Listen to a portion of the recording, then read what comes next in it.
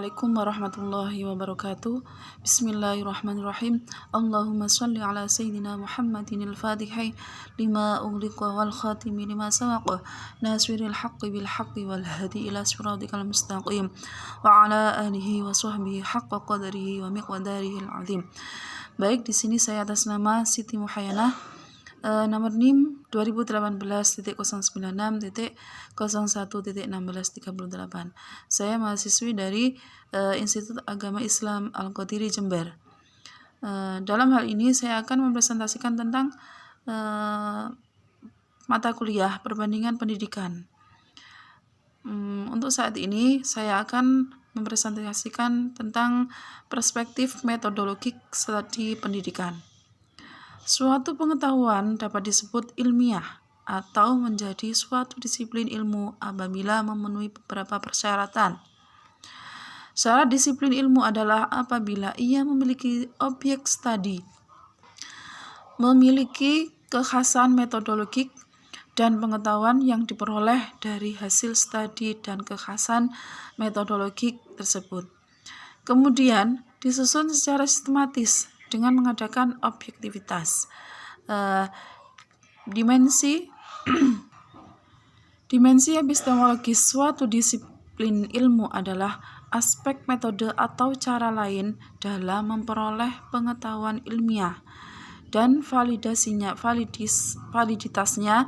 beserta standar-standar dan dasar argumen dari standar-standar tersebut. Metode disiplin ilmu dikenal dengan metode ilmiah. Menurut John Dewey dalam bukunya How-Withing pada Imam Bernadi pada tahun 1994. Metode ilmiah metode ilmiah memuat 6 langkah, yaitu yang pertama the felt need, yang kedua the problem, yang ketiga the hipotesis, yang keempat collecting of data as the evidence, yang kelima adalah concluding belief, dan yang keenam adalah general values of the conclusion. Metode ilmiah dewasa ini telah berkembang pesat menjadi metode penelitian ilmiah. Penelitian ilmiah adalah usaha yang secara sistematis mencari pemecahan terhadap problem-problem yang mengganggu manusia dan menuntut pemikiran sungguh-sungguh. Metode penelitian ilmiah menganut logika berpikir, yaitu logika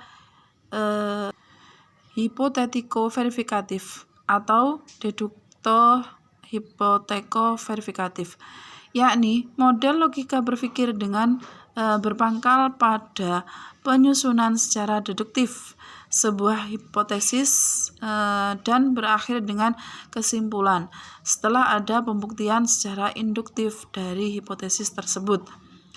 Penelitian terhadap penyelenggaraan pendidikan mencakup 3 jenis satuan penyelenggaraan pendidikan yang oleh Ki Hajar Dewantara dikenal dengan istilah Trisenta pendidikan, yaitu 1. Satuan pendidikan di sekolah, 2. Satuan pendidikan di keluarga, dan yang ketiga adalah satuan pendidikan di masyarakat. Jalur pendidikan adalah wahana yang dilalui peserta didik untuk mengembangkan potensi diri dalam suatu proses pendidikan yang sesuai dengan tujuan pendidikan.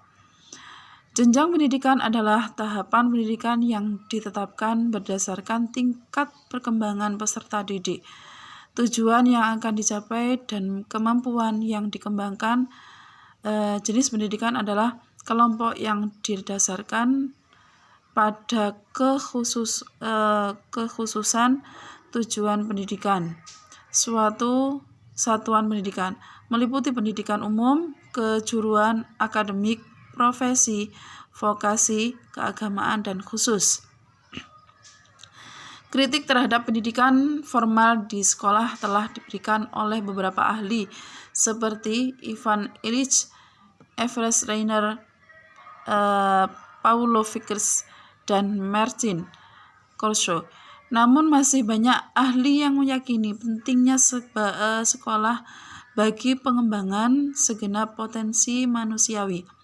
Sedangkan pendidikan non-formal di negara-negara berkembang pelaksanaannya lebih banyak berorientasi pada pengentasan angka buta huruf orang dewasa. Pelaksanaan pendidikan non-formal di negara berkembang meliputi 1. Pendidikan dasar, 2. Pendidikan peningkatan keadaan keluarga. Yang ketiga adalah pendidikan peningkatan keadaan masyarakat. Yang keempat adalah pendidikan untuk suatu jenis pekerjaan. Studi ilmiah tentang pendidikan secara ideal dilakukan dengan berpedoman pada kode etik. Ada 4 prinsip etika dalam studi pendidikan, yaitu yang pertama adalah hormat kepada orang tua, orang lain. Yang kedua, kesejahteraan. Yang ketiga adalah keadilan. Yang keempat adalah kerahasiaan. Penelitian pendidikan bila dibedakan menurut tujuannya meliputi penelitian eksploratif. Yang kedua, penelitian developmental atau penelitian pengembangan. Yang ketiga adalah penelitian verifikatif dan penelitian kebijakan. Ditinjau dari segi pendekatannya, penelitian pendidikan dibedakan. Yang pertama adalah penelitian survei, penelitian ex post facto, penelitian eksperimen, kemudian penelitian kualitatif, penelitian konteks analisis, action research, penelitian historis, dan penelitian kebijakan. Ditinjau dari eksplanasinya, penelitian pendidikan dibedakan menjadi 1. Penelitian deskriptif, 2. Penelitian asosiatif, 3. Penelitian komparatif. Penelitian komparatif adalah penelitian yang dilakukan untuk membandingkan suatu variabel sebagai objek penelitian antara subjek yang berbeda atau waktu yang berbeda, berusaha membandingkan 2 atau lebih sistem penelitian. Sekian presentasi dari saya, kurang lebihnya saya mohon maaf sebesar-besarnya. Wassalamualaikum warahmatullahi wabarakatuh.